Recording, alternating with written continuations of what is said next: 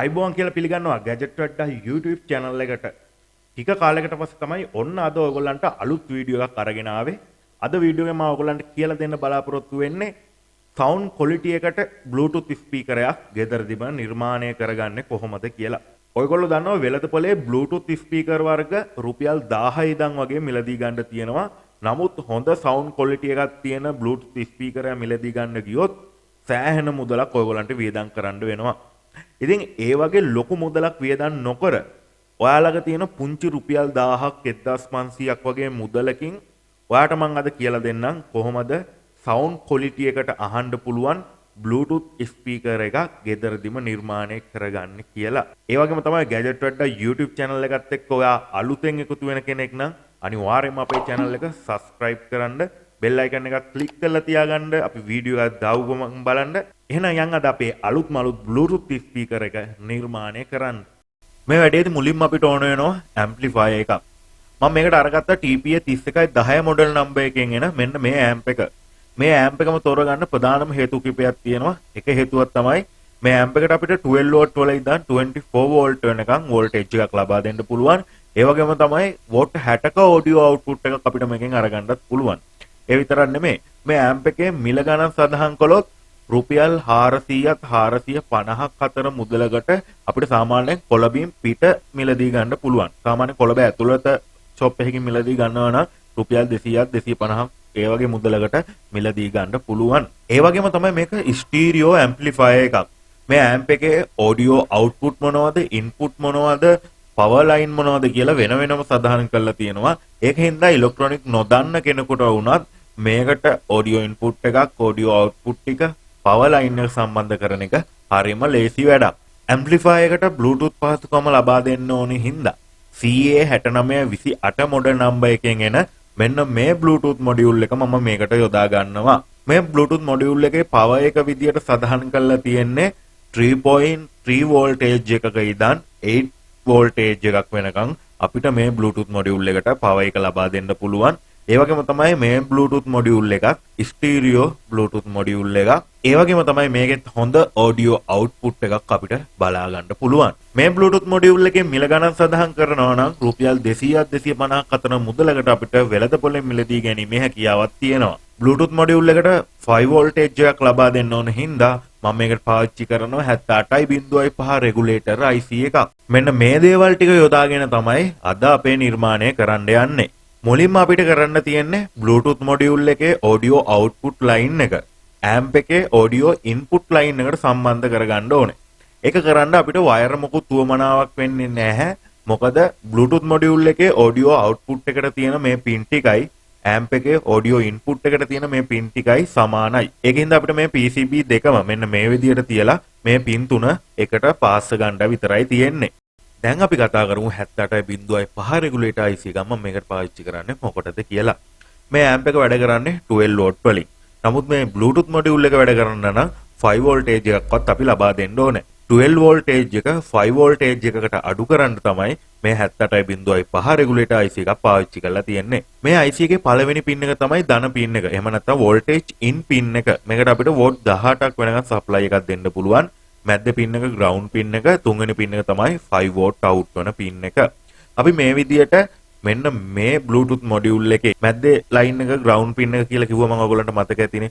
මේ විදියට මැද්දේ pin එක ground එකට තිබ්බට පස්සේ තුන්වෙනි pin එකෙන් තමයි 5 voltage එකක් out වෙන්නේ. ඒක අපි Bluetooth module එකේ ධන pin එකට මේ විදියට සම්බන්ධ කරගන්න ඕනේ.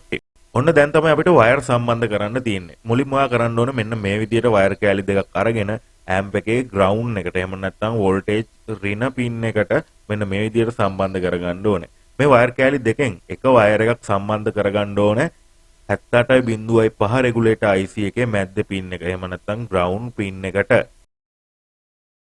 ඒ විදියටම ආයෙත් සැරයක් amp එකේ ධන pin එක එහෙම නැත්නම් VCC pin එකට මේ විදියට wire දෙකක් සම්බන්ධ කරගන්න ඕනේ.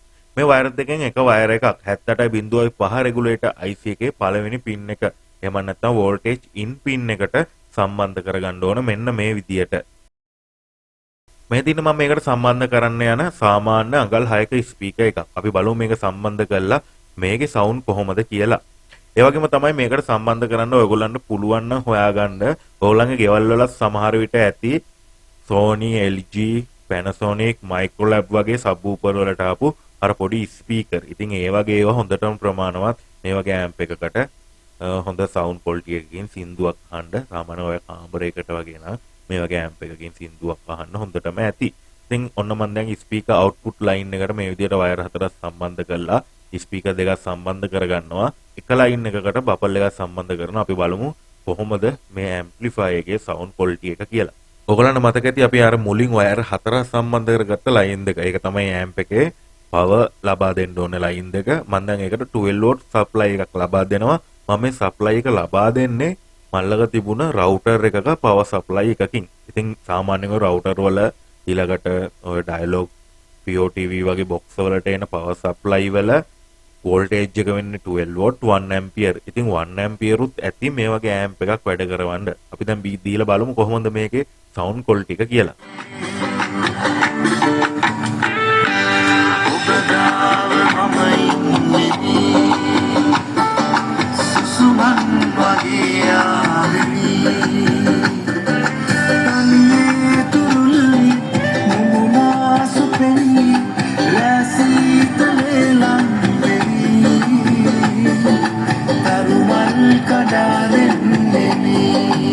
ඔයගලන්ට ඇහෙන්න ඇති කොහොමද මේකේ සවුන්ඩ් එක කියලා. ඇත්තටම මේකේ සවුන්ඩ් එක ගොඩක් ක්ලියර්.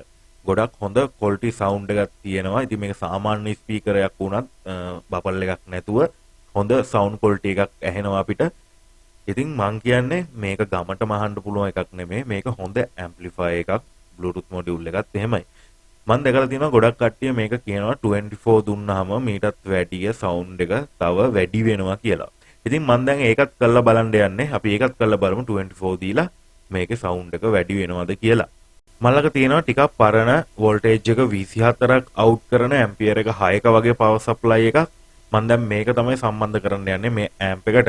ඉතින් මේ ඇම්ප් එකට සම්බන්ධ කරද්දී අපිට මේකට කලින් විදියට කියන්නේ 12 වෝල්ට් සප්ලයි එක දුන්න විදියට මේ 24 සප්ලයි එක දෙන්න බෑ.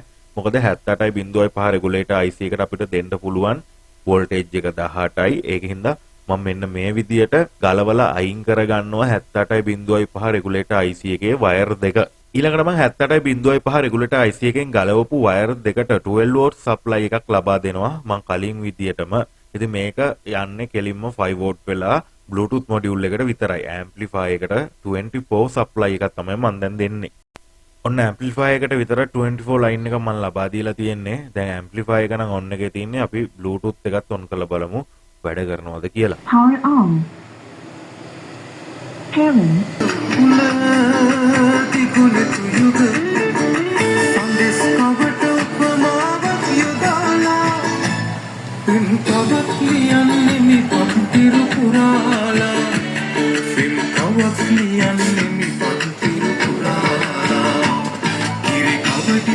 ඇම්ප්ලිෆයර් එකට 24 සප්ලයි එක දුන්නට පස්සේ සෑහෙන දුරට සවුන්ඩ් ක්වොලිටි එක වැඩි වුණා. ඒ කියන්නේ අර පපුවට බේස් ගතියක් එහෙම වදින්න අපි අහනවා කියන්නේ අන්න ඒ වගේ බේස් ගතිය එහෙම සෑහෙන්න වැඩි වුණා. මම මේ අත තියලත් බැලුවේ හීට් සින්ක් එක රත් වෙනවද කියලා පොඩ්ඩක්වත් රත් වෙන්නේ නැහැ. දැන් ගොඩක් වෙලා දාලා තිබ්බා මේක මෙතන. ඕගලන්ට එච්චර සවුන්ඩ් එක ක්වොලිටියක් ඇහෙන්නේ නැතුව ඇති. මොකද මේ වටපිටේ සද්දත් එක තමයි ඕගලන්ට ඇහෙන්නේ. නමුත් මට ඇහෙනවා හොඳ සවුන්ඩ් ක්වොලිටි එකක් තියෙනවා මේ ඇම්ප්ලිෆයර් එකේ. මම මේකට දැන් මේ Pioneer ඔරිජිනල් බබල් එකකුත් සම්බන්ධ කරලා තියෙන්නේ. තවත් ක්වොලිටි වැඩි වෙලා තියෙනවා. ඕගොල්ලෝ ළඟ තියෙනවා මේ වගේ ඔරිජිනල් බබල් එකක්. ඕගලන්ට පුළුවන් මේ ඇම්ප්ලිෆයර් එකයි Bluetooth මොඩියුල් එකයි යොදාගෙන මේ නිර්මාණය කරන්න. ඉතින් මම ඕගලන්ට ඉස්සරහදී කියලා දෙන්නම් මේකට කොහොමද බැටරියක් සම්බන්ධ කරන්නේ, ඒකට චාර්ජරයක් සම්බන්ධ කරන්නේ, ඊළඟට මේකට වොලියුම් කන්ට්‍රෝල්, ට්‍රිබල් බේක්ස් ඒ වගේ ප්‍රීඇම්ප් එකක් සම්බන්ධ කරන්න කියලා ඕනනම් පහලින් කමෙන්ට් එකක් දාන්න. ඒ වගේ වීඩියෝත් අරගෙන එන්න. ඉතින් මේ වීඩියෝ එක හොඳයි නම් ඔයගලන්ගේ යාළුවන්ට බලන්න අනිවාර්යයෙන්ම මේ වීඩියෝ එක ෂෙයා කරන්න. අපේ channel එක තාමත් subscribe කරලා නැත්නම් subscribe button එක click කරලා bell icon එකත් click කරලා තියාගන්න අමතක කරන්න එපා. ඔයගලන්ගේ අදහස මොකක් වුණත් පහලින් කමෙන්ට් එකක් දාන්න. එහෙනම් ගිහින් එන්න හැමෝටම සුබ දවසක්.